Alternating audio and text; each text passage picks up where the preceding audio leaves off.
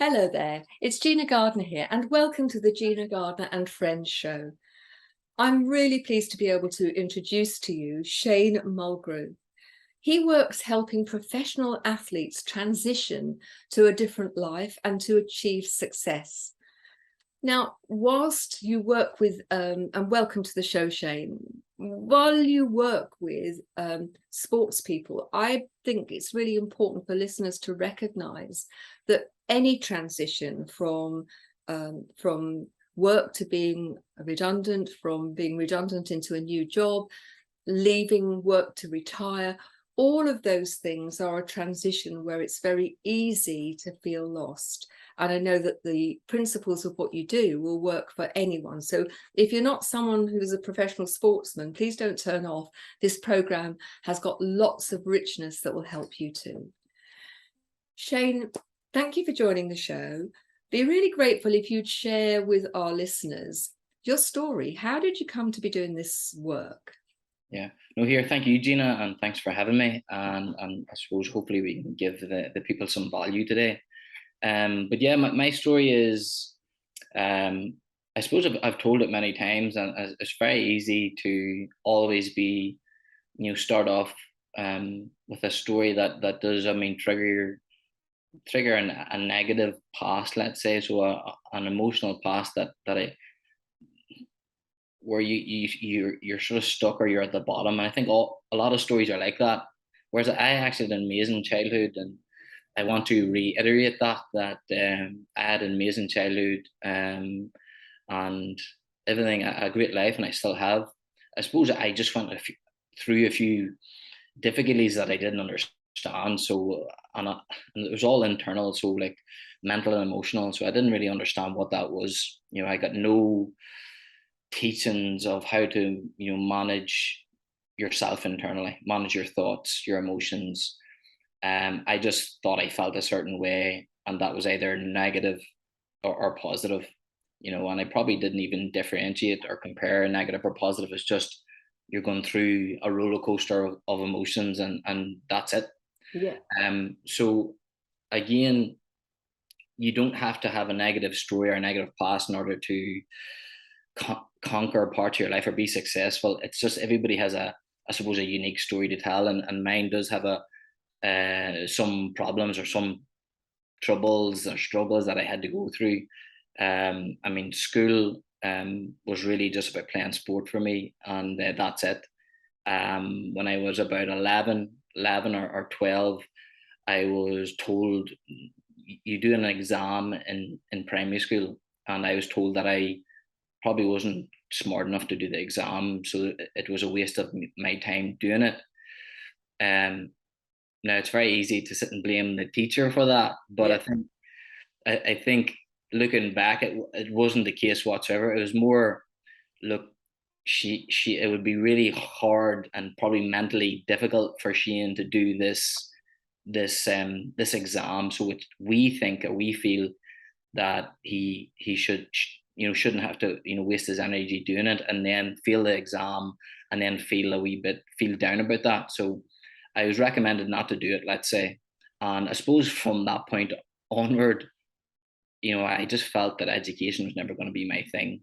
And I suppose I just made a decision that I wasn't going to be that smart person, or that person that could be educated.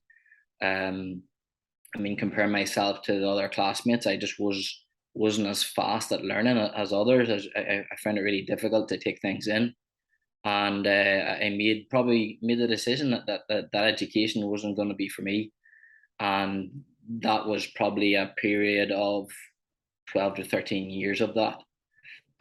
Luckily, I'm pretty talented in all activities, so any activity I seem to take it on really well. I can be good at it right away. I'm one of those people that in forms of sports or exercise, I can just do it really well. I can focus much better on activity, on fitness, on sports, any of those types of things.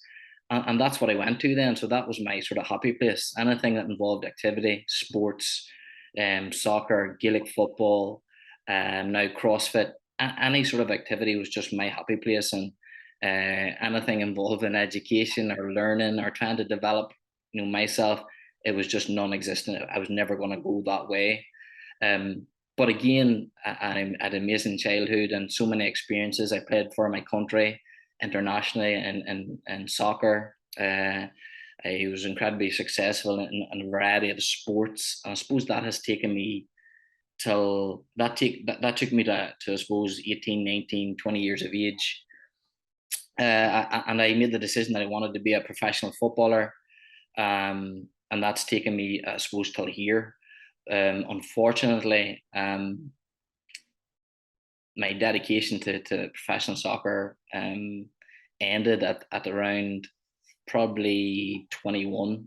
And after that, because I had my heart set on becoming a professional footballer, I had no education, no qualifications, and then I was told I wasn't going to be a professional footballer, and I had to start working on a building site. I suppose the very next day, and that for me at that time, not understanding, my emotions, not understanding, what life was about, and not understanding really myself, anything really. I was really confused and just went through probably a 4-year period of just a real emotional and mental decline, making a lot of wrong decisions, and again just stuck in a real hole for a long period of time. And that was the most difficult, and that was my transition. Okay, from, I suppose, looking at my life and saying I'm going to be a professional footballer, and looking at that life and what it represented, and sport was my thing, and then being told, look, you aren't good enough, so to speak. And I had to go into full-time work, and I was working with a lot of older men that were really unhappy, that didn't like their life, and they were advising me to get out to get out of this type of work, because it's just not where you should be as a young person. And I was just confused, and didn't know what to understand really. Those who know my story will know that I was in education. I was a principal or a head teacher of a large successful school for 20 years. And one of the things that makes me so sad is how often I hear the story where children are told, you're never going to be any good, you're never good at this, you can't do that. And it's so wrong, because I would say, if you're in education, and I used to say to the children, if you're struggling, we haven't found the right key yet. We haven't found the way to help you learn, and you need to work with us until we can find that way. And the interesting thing is that for many people, dyslexic, dyspraxic, or whatever, their brains are wired differently, and they have other gifts. Obviously, your physical coordination, your capacity for doing a whole range of activities is huge. And so you're wired differently. It doesn't make it worse, it just makes it different. And so often we then build a belief in children that they can't. And once you believe you can't, it's a done deal, rather than, well, okay, this isn't the right way for me, but I'll work on finding a right way. And so if you're a parent out there or a teacher listening to this, please, please don't put children in that box and padlock the box saying you can't, this isn't, you're not capable, because it's not that they're not capable. It is about finding the right way to help them. Mm-hmm. So we're going to go for a short break, and when we come back from the working with the older men and the building site, I want to know how you've come to create something very, very different. So tell us, you're working on I take it it's a building sites with older men who are unhappy. Great to be around all that negativity, I have to say. It must have been really challenging. Yeah. What took you out of that place? Because you're patently not there now. Yeah, I mean, from then I did so many jobs. I just went through a phase of, I'm unhappy here, I'll move to the next thing. And actually, if you look at my CV to this day, I might have done 10 jobs, and I was always, I think, incredibly lucky that I've got my mother's heart and my father's work ethic. Incredibly lucky to inherit that, from them. But I always worked hard. I just couldn't find happiness, and I was that person. Look, if I wasn't happy, I would just leave. I would just change. So I actually developed a lot of skills unknowingly at that time. Looking back, I developed a lot of skills, a lot of personal skills, sales skills, so many things, and how to just, I suppose, just enjoy life and have the, and in Northern Ireland we call it crack, have the crack. But yeah, it was incredibly difficult. I would say 4 years of just being sad and unhappy. But again, I was still playing sport at that time, so that it was my go-to if I ever wanted to be happy. I felt, I don't know exactly. I always say this. I don't know what changed. I don't know. There was no like big moment for me. I think I just had a realization that I was sick of being happy or being unhappy. I did have a time where I was so down and out, so sad and stuck that I contemplated a few things, and my thoughts wandered a wee bit and took me to places that were scary. But for whatever reason, I didn't take action on any of those thoughts, and thankfully, and I made a decision that I just wasn't going to be happy. I sort of fell into like having an interest in successful people. I think one of the first people that really grabbed my attention was Henry Ford, and I don't know why. But again, it just grabbed my attention, and this man that can be incredibly successful, all those years ago, and today, the world has evolved in so many ways. We've got so many opportunities to be successful now. That resonated with me. So I took one step forward, let's say, in regards to personal development, and decided to try and develop my skills. And again, I failed at many things in doing that, but I started to read books, and I think that was a big turning point. And a lot of personal development books really really resonated with me, and started to speak to me, and I started to take action on that then. But that's what I suppose helped me get out of that hole, or from feeling stuck. Just to stop you for a minute, isn't it interesting that once you identified that reading books had value, and that you wanted to learn, isn't it interesting that for all those years in school that you didn't read and you didn't learn, that once you saw the value in it, and that you had some autonomy about choosing what you did learn, that you're perfectly able to learn? Exactly, it's amazing now. Again, just before we broke, I think that you're exactly right, and I'm just a different learner. That's it. Because if you do look at sport and activity, physical activity, it takes so much focus. It takes a skill, it takes an awareness, it takes attention, and really that's what learning is, isn't it? You got to Absolutely. focus to learn. So, but I didn't know that. There's nobody around to tell me that. My parents, as amazing as they are, didn't know how to translate that to me, and obviously the teachers didn't. So again, looking back, it's just part of my story and my journey. So I don't have the answers as to why, but I'm just thankful that I was able to get into reading, really. But ultimately, all of those years in the wilderness, if you like, have given you huge gifts in terms of your capacity to be authentic. And I really appreciate how authentic you're being as we speak and sharing these things. And that you demonstrated clearly that you have a really good brain, and that you have a huge ability. It just doesn't happen to necessarily come in the boxes that people accept that it ought in quotation marks, because we're all very different. I want to know, how did you then come to start working with professional athletes to help them make the transition? Because so often you're a fated, successful athlete one day, and then there's an injury or there's a change of management, and suddenly you're left high and dry, and you've got to create a life when your life has been that sport. Yeah, yeah, exactly. I think because that was my dream. That was my dream to be that type of athlete. Unfortunately, I didn't make that push and didn't make that professional career. But the transition was incredibly difficult, and I conquered it. And I what I've learned and what we've learned in working with professional athletes is that transition is incredibly difficult for them, and there's no better or worse. It's just how that individual feels and what they're going through. So I want to try and eliminate that transition for them in my own experience. But then what I've the skills and qualifications, I suppose, that I've been able to develop from then.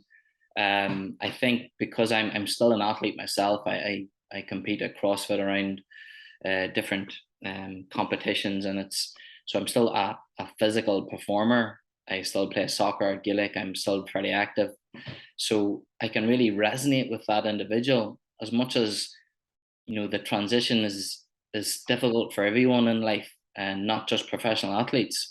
I think I just can really resonate with those guys, and I can relate to what they're going through, and again, I've been through it, so um, I know and they know from looking at me that they can conquer it. If I done it, they can.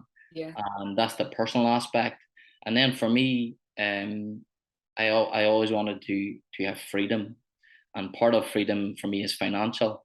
So I want to help people with that next step then. So as much as you can conquer yourself personally, I want to help them with that next step in business to create financial freedom, and for them to get up out of bed in the morning and be happy with what they do, have a passion for what they do, just like they did when they're playing professional sports. It sounds to me really a very important support for people. Again, I think there are so many parallels, people leaving the armed forces and going into Civvy Street. And I live just outside Colchester, which is an army town. And I've worked with many people who are transitioning from being in army life to being on Civvy Street. And even something simple, apparently, as a CV, that they come with a very generic CV, and haven't identified the skills that they have learnt being in the army, their organizational skills, their capacity to solve problems, to be a team member, to lead others. They don't translate it into the language of Civvy Street, and so they don't find it easy to get another job. Or people who have been made redundant, who assume that I've been made redundant and nobody wants me, when actually when you start to look at the skill base, the experience and expertise. And I think for me, before we go into the break, the thing to think about, all of you, is you are more than your job. And I know when I retired from headship, from being a principal, after being a principal for 20 years, I was really back to being a teenager and thinking, who am I when I'm not running a school? Who am I when I don't have that position and that status? And I think it's really important that you recognize that you are not broken, that you don't need fixing, but you may need a bit of help. We're talking about transitioning from a position, whether it's being a professional sports person, and Shane has huge experience in that, but making those transitions in life and owning who we are. So what advice would you give people, Shane, in terms of what they can do to help themselves make that transition, perhaps before the transition happens? I'm really interested in, how big a need is there for support for sports people, particularly high-level professional sports people, to have that support before and during a transition into Civvy Street? Yeah. Yeah, well, I say when I started this, it was a passion of mine, okay, and I seen an avenue, okay, this is what I've been through, and this is the people that I resonate with and want to work with.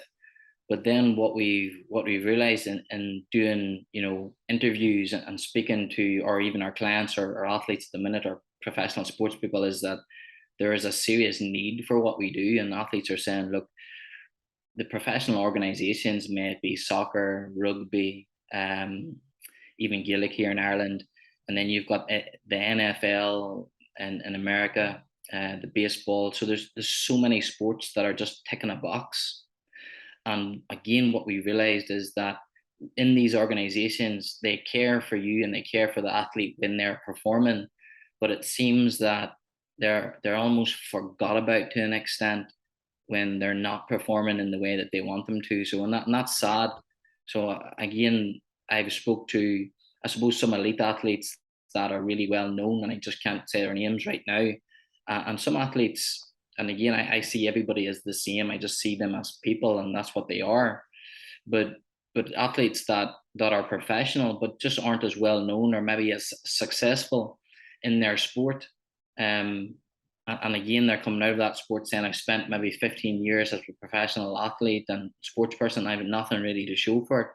So there's the guy or girl that's incredibly successful and they've got so many raving fans. And then there's the other professional that, was a professional, they've done well, but maybe just didn't get the success or the raving fans like other athletes. So what we're realizing is there's a serious need for athletes in this transition, especially personally, but then also professionally and financially, because we only ever see professional sports people in the news, let's say, that are successful, that's making all the abundance of money or financial income.